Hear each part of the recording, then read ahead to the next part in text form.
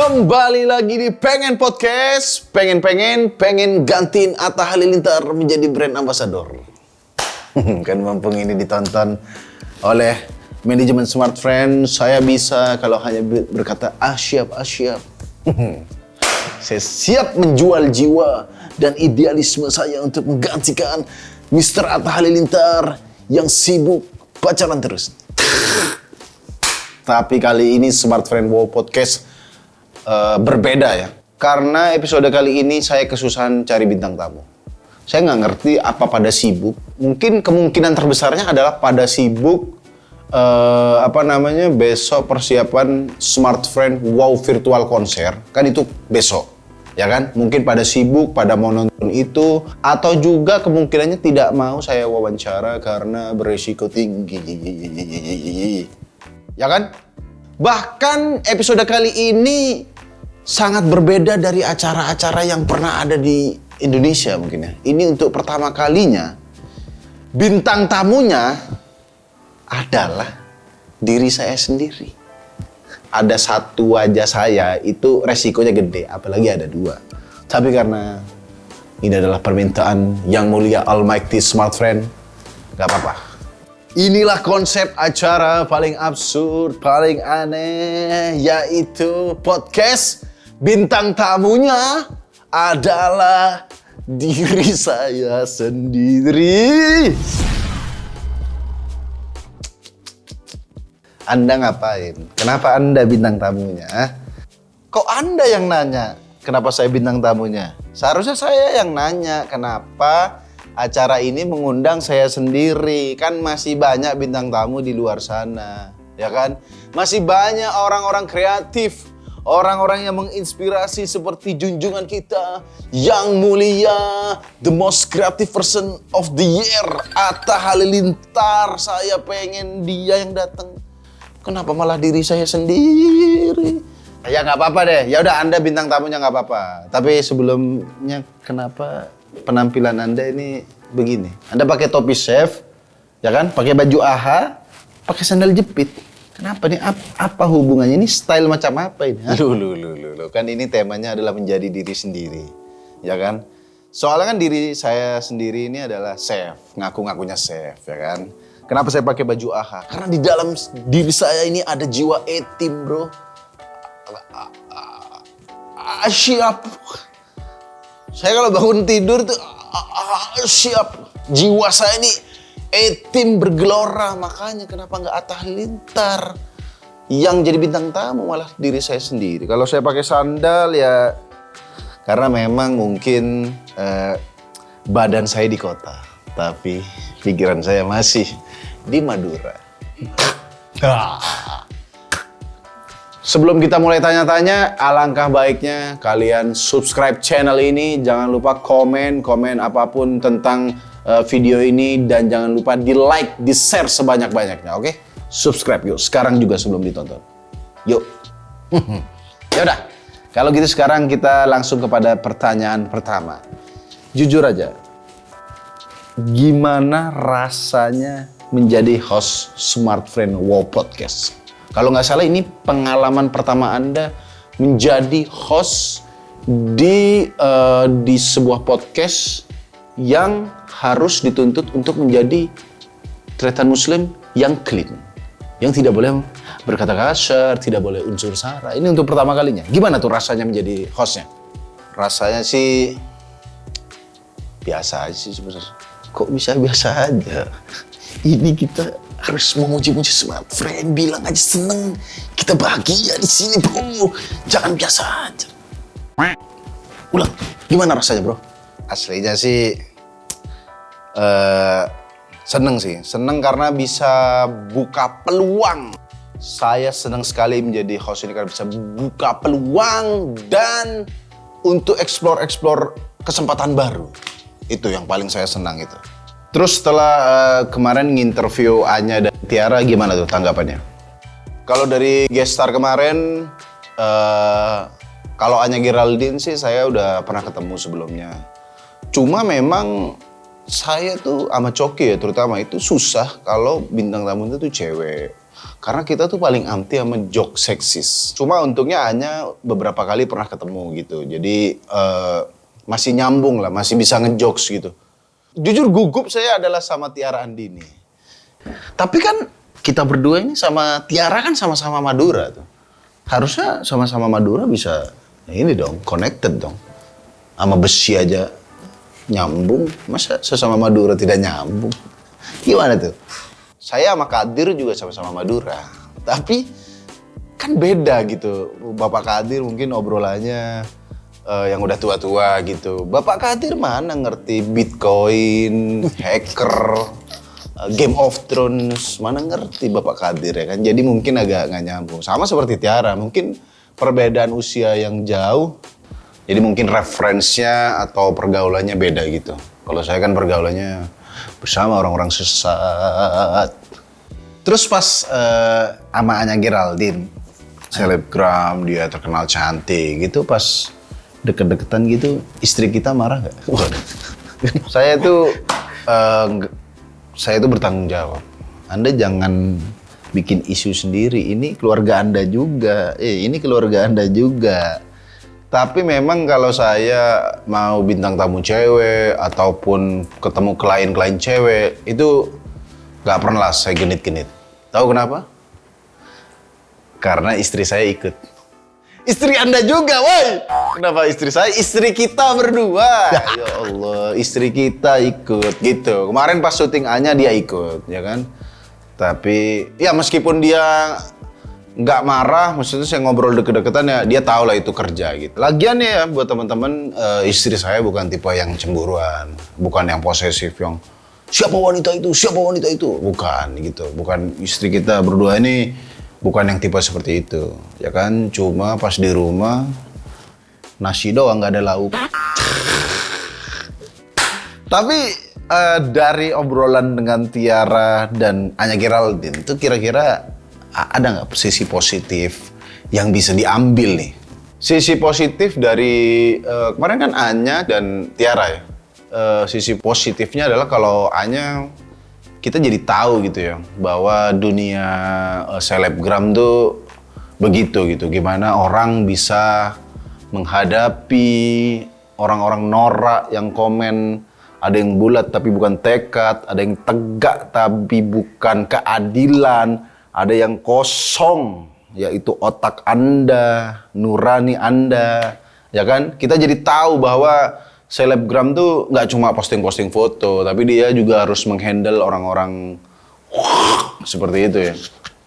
Dan kalau Tiara itu positifnya adalah dia ternyata menjadi seperti sekarang tuh nggak semudah itu. Maksudnya dia ada proses panjang, dia harus ikut audisi, dia harus berjuang dari Jember sampai ke Jakarta. Itu sih posisi positifnya, sisi perjuangannya itu yang bisa kita ambil. Dan memang beruntungnya dia adalah keluarga musisi. Maksudnya kan maminya katanya penyanyi juga, seniman juga, jadi anaknya juga ikut seniman gitu. Semakin hebat Anda menjilat ya sekarang ya. Semakin Anda slip-slipnya enak juga Anda sekarang ya. Kan tadi memang saya tuh susah kalau nyari positifnya orang gitu. Apa positifnya orang ini gitu. Soalnya saya tuh biasa melihat negatifnya orang gitu. Maksudnya apa positifnya? Ya Allah, gitu kayak terlalu Mario Teguh gitu. Maksudnya apa? Ngejudge orang ini positifnya apa? Anda jangan munafik. Anda yang biasa melihat negatifnya orang. Kenapa Anda nanya saya? Memang benar ya. Kalau kita ini memang sangat susah untuk melihat positif di orang tuh sangat susah. Tapi kalau melihat positif diri sendiri, sebenarnya kita ada nggak sih posisi positifnya?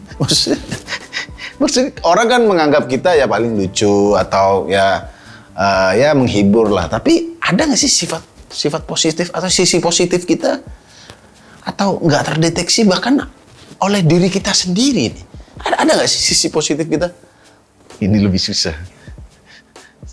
Lebih susah mencari positif diri sendiri ya.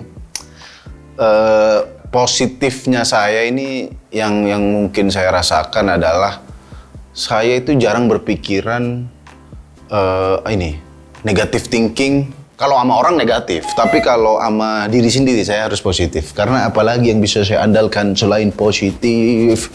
Misalnya banyak kerjaan apa gitu tuh berusaha tidak, aduh ini gimana, nggak dibikin kalut. Bahkan sejak dari sekolah, dari SMA dulu saya sampai kuliah tuh teman-teman heran, kamu kok tenang-tenang aja gitu. Tenang-tenang aja. Ini kan pelajaran sulit, ini banyak tugas, kok kamu kelihatan santai gitu. Nah itu mungkin salah satu positif saya. Saya nganggep apapun yang berat-berat tuh ya udah nggak usah terlalu dipikirin gitu. Ya buktinya saya bodoh juga di sekolah karena tidak memikirkan itu. Tapi intinya kalau ditanya positifnya, saya sering optimis. Nah itu optimis. Yang bisa saya andalkan, yang paling saya andalkan dari diri saya itu adalah optimisme. Misalnya ada yang nganggep, wah kamu kayaknya nggak bisa nih setia nih, kamu nggak bisa ini, karena orang terakhir yang percaya itu adalah diri saya sendiri. Kenapa saya jadi bijak gini? Kenapa saya jadi bijak? Jangan heran Anda, saya juga heran. Tapi kan Anda juga, saya juga nih. Nah, Anda bingung kan kalau saya jawab positif gini, Hah? Diri Anda sendiri kaget ya kan? Dengan jawaban positif, ya kan? Karena kita biasanya nih, kita nih, saya dan Anda biasa kan negatif-negatif. Begitu saya positif, Anda kaget kan melihat diri Anda sendiri positif. Ada juga ya sisi positif kita ya, dan kalau dibedah cukup panjang. Tapi percuma sih kita mau ngomong positif, kita ini positif. Oh ternyata Muslim punya sisi positif. Selama kita berdua berteman dengan Coki Pardaidai, Health Citizen, tidak akan kita dianggap positif. Jadi percuma kita udah share-share positif tadi ya. Nah, tapi banyak yang penasaran nih mungkin dengan kita berdua nih. Anda ini di konten dan di dunia nyata itu sama gak sih? Maksudnya ada ya? Maksudnya ada mungkin orang yang berbeda. Di konten dia gimana, di real life gimana? Itu pasti beda. Mario Teguh, dia nggak mungkin dia di real life pedagang yang super ST1 ditumpahin tempe orek Mario Teguh. Kalau dia maksudnya di real life begitu, kira-kira Anda nih dunia nyata dan konten sama nggak nih? Nah ini mungkin yang harus saya sampaikan nih, terutama buat para penonton MLI ya. Saya di konten dan saya di kehidupan nyata itu sangat berbeda. Maksud saya di konten suka marah-marah, maksud suka Anda going to hell, misalnya begitu kalau di konten. Ya di real life itu nggak begitu gitu maksudnya. Orang-orang menganggap, wah kalau ketemu atau di DM bang, marah-marah dong bang, katain bang. Ya Allah, saya ini di kehidupan nyata, jangan kan di kehidupan nyata ya, mungkin di Instagram kalau kalian DM-nya baik-baik, ya saya kan jawab baik-baik gitu. Nggak semua saya kata-katain gitu. Maksudnya Anda berharap apa? Saya di real life itu jauh sama yang di konten. Nggak mungkin saya di dunia nyata ketemu orang neraka Anda, neraka. itu cuma di konten gitu. Maksudnya di real life ya saya jadi orang biasa. Ya kita jadi orang biasa dong, ya kan? Emang viewer ini. Cuma kadang viewer atau followers itu memang ngelihat saya di konten kan saya suka marah-marah. Dikira mereka bisa melakukan itu. Ya Allah. Ini orang kalau nyuruh saya upload konten, woi, upload konten. Nyuruh. Bang, kapan upload konten gitu mending lah ya kan. Kapan upload konten? Ya Allah. Ini pasti nadanya gitu kan. Tidak mungkin gitu, nggak mungkin. Pasti. Saya kadang heran. Ini bahan ini kenapa begini congornya kan? Maksudnya ya itu di konten saya begitu, tapi kalau di real life Anda nanya baik-baik. Cuma kan susah, kita ini susah. Kita ini mau ngomong orang yang sopan dong. Lah kita nggak sopan sama orang. Emang gitu. Jadi beda lah kalau di real life saya jadi orang biasa, tapi kalau di konten ya saya menjadi ya ternyata Muslim sebagai konten kreator gitu. Ya jadi buat teman-teman ya, kalau minta konten ke saya Ya saya tuh sebenarnya nggak pengen minta disopanin, kita berdua deh nggak pengen yang abang, paduka abang, nggak harus sesopan itu, tapi ya jangan berdebah juga, konten gitu. Ya Allah, saya mau bikin nih, jadi kayak pesuruh gitu kan lagi bikin, ayo mana, siap-siap bos, kayak gitu ya kan. Tolong, Anda biasa aja, kalau Anda nggak bisa sopan, biasa aja, oke? Nah, tapi ngomong-ngomong kita sebagai konten kreator nih ya, ada gak tips-tips untuk menjadi konten kreator tuh biar bisa konsisten, biar bisa bagus, itu gimana caranya? Kasih dong tips-tips buat para viewers. Sebelum konsisten adalah mulai dulu, ya kan? Ini yang sering ditanyain, gimana caranya jadi konten kreator? Pertama, mulai dengan sesuatu yang berbeda dulu. Sesuatu yang misalnya ini kalau dari saya pribadi ya, dulu MLI dan konten-konten saya sampai sekarang juga memulainya dari sesuatu yang berbeda gitu. Misalnya mainstreamnya ini, kita harus bikin sesuatu yang berbeda. Jangan bikin yang ngikut-ngikutin tren gitu. Misalnya seperti contohnya vlog. Kalau Anda orang kaya atau artis, mungkin Anda bisa nge-vlog. Kalau Anda siapa, Wahyu orang Tulungagung misalnya, ya nggak apa-apa orang Tulungagung. Tapi kalau orang nggak tahu Anda nge-vlog, ya kita beli sosis bakar sama rempeyek, itu tidak ada yang peduli dengan Anda. Gitu ya kan? Nggak masalah, saya bukan ada masalah sama orang Tulungagung. Maksudnya kalau Anda unknown, Anda tidak diketahui, jadi mending bikin konten-konten yang lebih menarik gitu. Karena kalau vlog itu minimal Anda artis lah, atau Anda punya kehidupan yang menarik gitu untuk dibahas, misal rumahnya gede atau apa. Kalau Anda ke minimarket, bayar parkir, tidak menarik.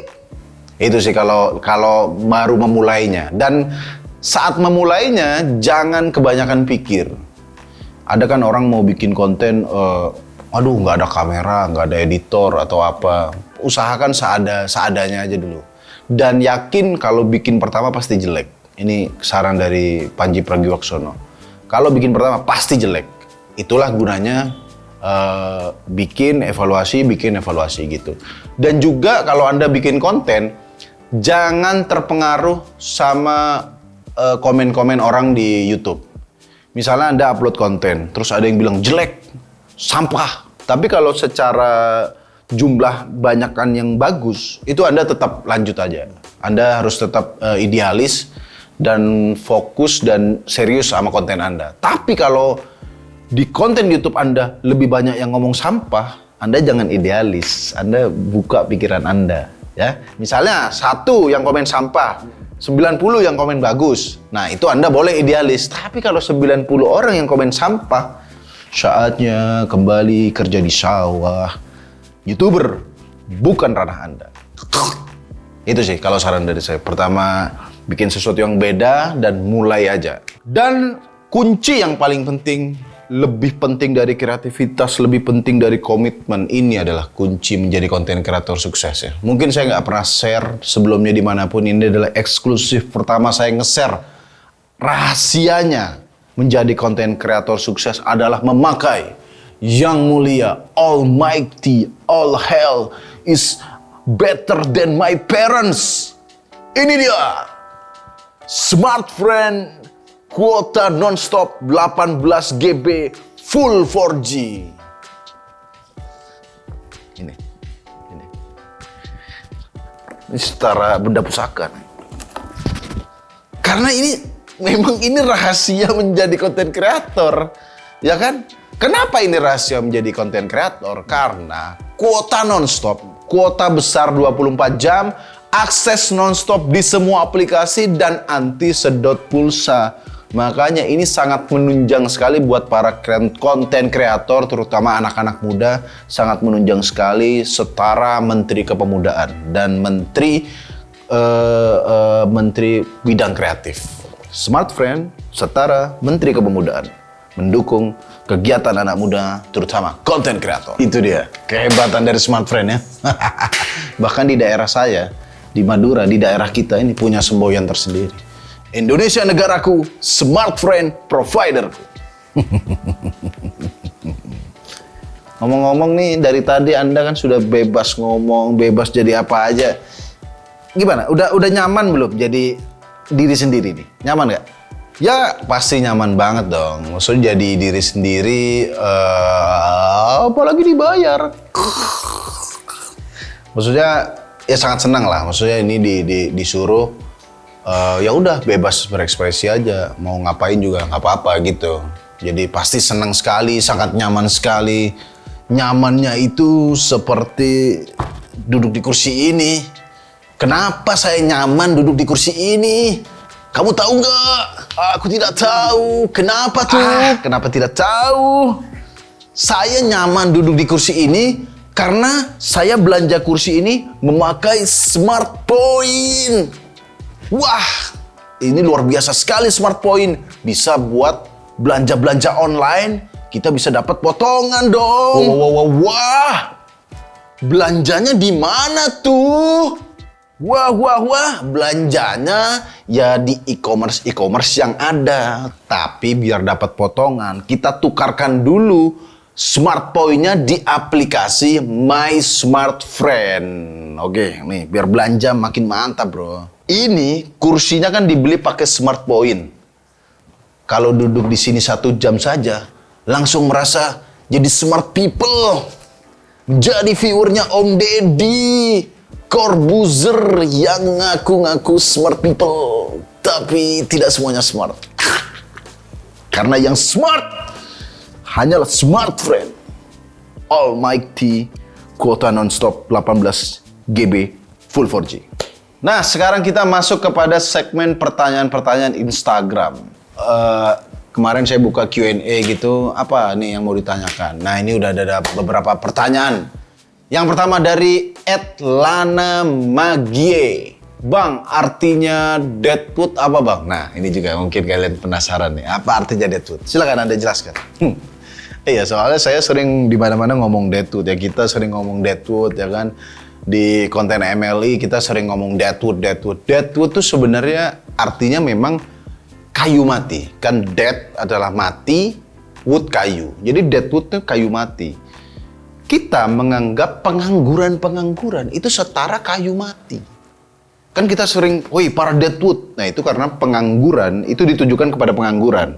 Kita menganggap pengangguran itu adalah kayu mati. Karena kayu bekas saja masih bisa dibakar. Nah kalau kayu mati, ini kayu gelonggongan yang udah bapuk. Dibakar nggak bisa, dijadiin furnitur nggak bisa. Makanya saya menganggap pengangguran tuh udah ya kayu mati gitu, fungsi di kehidupan ini nggak ada. Jadi gitulah makna deadwood. Jadi tapi orang sekarang malah bangga gitu. Aku deadwood, kami deadwood bang. Ya Allah, pengangguran Anda dibakar nggak bisa, dijadiin furnitur nggak bisa. Deadwood. Sadar dari Anda, cari kerja, woi. Jangan malah bangga malah bikin komunitas.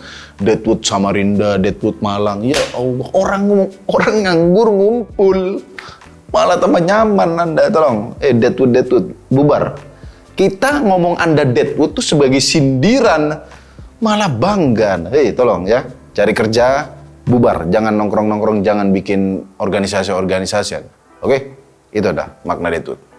Ya tolong kepada disnaker, tolong dipantau tuh para deadwood. Digerebek kalau mereka ngumpul, ya kan? Langsung ke pertanyaan selanjutnya nih, dari Aga Slaughter.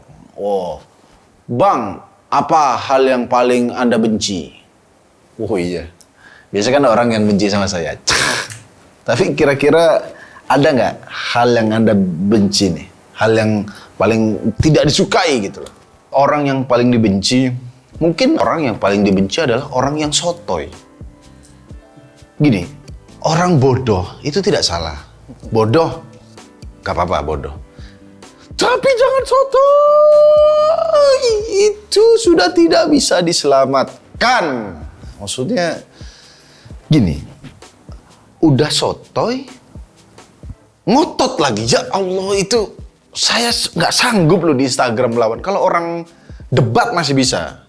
Bahkan orang hate aja, kita masih kuat dong melawan orang hate. Mau ngatain saya nggak lucu, sampah dan lain-lain, itu bisa opini atau bisa aja hate, nggak apa-apa. Tapi kalau udah sotoy, misalnya dia ngomong nggak lucu apa masih mending. Tapi kalau udah nggak jelas, sotoy itu misalnya kita bikin konten ini, orang Maksud Anda bikin konten ini seperti ini ya? Itu dong, itu yang paling kita benci adalah orang sotoy dan ngotot. Itu adalah kombinasi maut, ciri-ciri Dajjal muncul. Katanya salah satu sifat Dajjal adalah sotoy dan ngotot. Seperti netizen yang suka DM saya. Jadi tolong ya, mulai sekarang disimpan aja kesotoyannya, jangan dihantarkan ke kita karena kita sudah muak. Lanjut ke pertanyaan selanjutnya. Ini pertanyaan terakhir dari Faris Jul. Sebenarnya cita-cita Bang Tretan itu jadi apa? Nah, ini juga kan hidup kita ini nggak jelas, ya kan? Dari Madura, sekolah perawat, jadi pelawak. Apa sih sebenarnya cita-cita kita ini apa sih? Mungkin Anda tahu cita-cita saya, ya kan? Silakan. Cita-cita kita ini apa sih sebenarnya? Cita-cita saya sebenarnya ini serius. Ini serius ya. Sebenarnya pengen jadi chef. Ini beneran nih. Mungkin buat teman-teman dikira bercanda saya bikin konten masak itu adalah karena passion saya, bukan passion saya. Saya tuh senengnya masak, tapi nggak bisa masak. Makanya ngaku-ngaku aja chef ya kan. itu sebenarnya, tapi keinginan sebenarnya memang pengen jadi chef karena dari dulu tuh memang suka nonton acara masak, nonton Farah Queen. Lo tahu nggak Farah Queen? Anda jangan pura-pura nggak tahu, Anda tahu kan? Yang semua makanan ditaruh di sini. This is shit.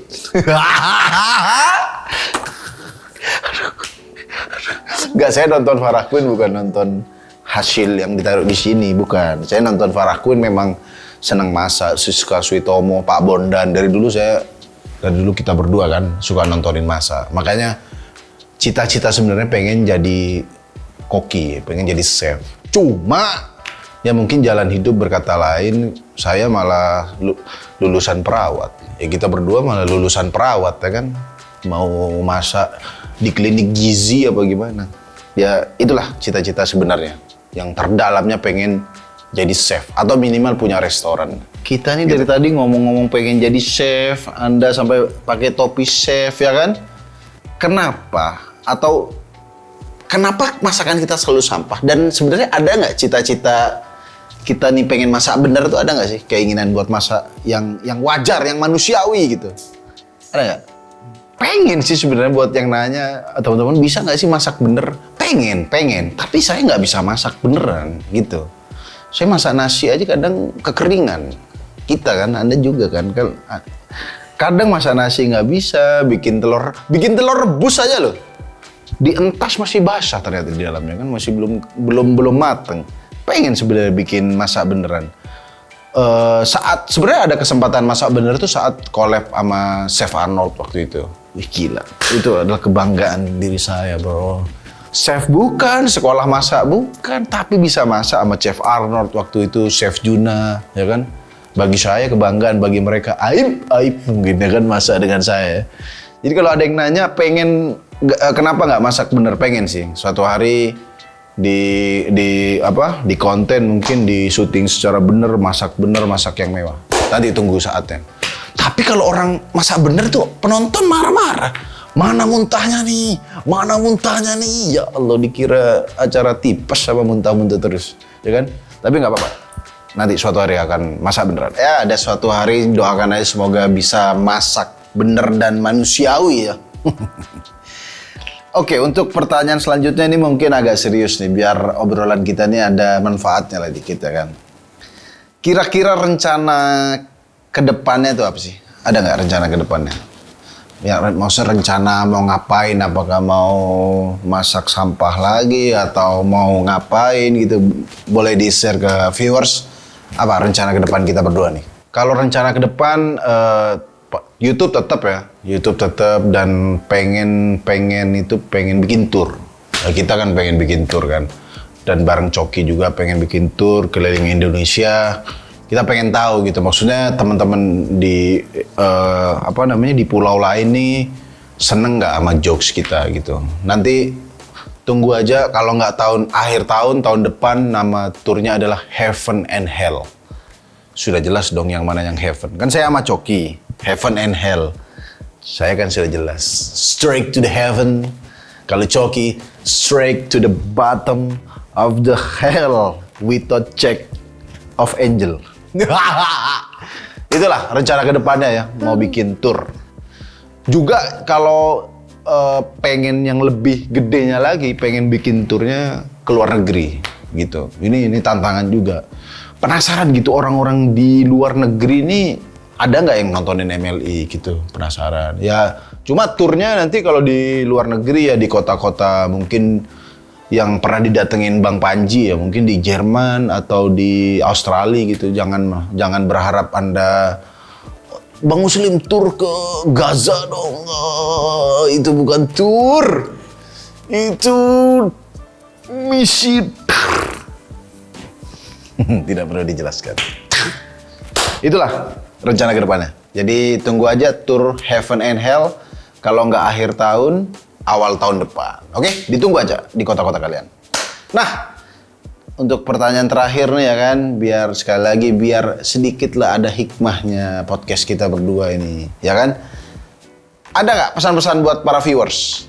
Sebenarnya banyak sih pesan-pesan yang positif untuk anak muda yang bisa merubah mental, merubah ini. Tapi itu semua tidak penting. Tidak penting. Karena ada pesan yang lebih penting dari semua itu. Bahkan lebih penting dari moral kemanusiaan. Pesan ini harus disampaikan. Ada apa pesannya? Wow!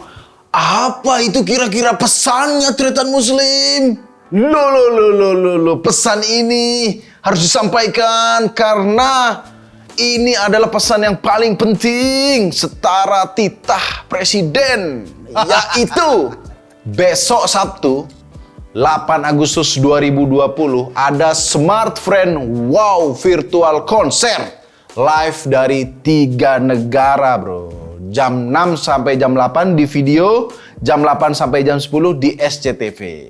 Itulah pesan yang harus disampaikan. Ada lagi? Nontonnya pakai kuota nonstop dari Yang Mulia Almighty, better than my parent. Smart Friend kuota nonstop 18 GB full 4G. Akses nonstop tanpa sedot pulsa. Itu dia pesannya. Gimana? Sangat penting kan? Karena ingat besok ya, Smart Friend Wow Virtual Concert.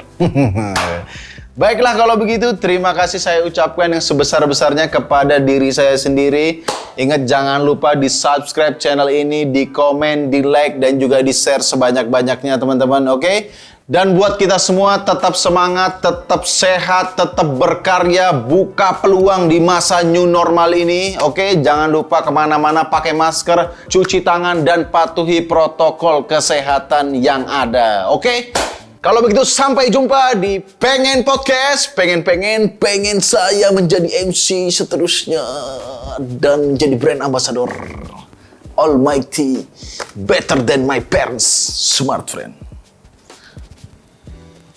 Sampai ketemu.